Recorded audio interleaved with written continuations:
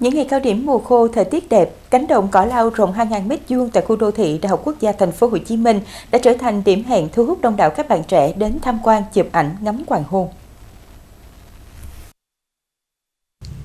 Cứ khoảng 15 giờ, từng nhóm sinh viên người dân bắt đầu đổ về cánh đồng cỏ lau. Không gian thoáng đãng, gió nhẹ cùng sắc trắng bồng bềnh của cỏ lau mang lại cảm giác yên bình giữa lòng đô thị. Khung giờ từ 17 giờ đến 18 giờ là thời điểm vàng để chụp ảnh. Sức hút từ cảnh quan tự nhiên cùng hiệu ứng lan tỏa trên mạng xã hội đang góp phần hình thành một điểm check-in mới. Cảm nhận của em về cái cánh đồng này thì thật sự là đến đây nó rất là đẹp luôn, nó rất là thơ mộng và cảm thấy kiểu mình bước vô đây thấy mọi người chụp ảnh mà nhìn rất là nàng thơ luôn đó. Đi quá trời nhiều người chụp ảnh mà thấy nó rất là đẹp, với lại có gió nữa, mặt trời cũng đẹp nữa, với lại nó rất là mát.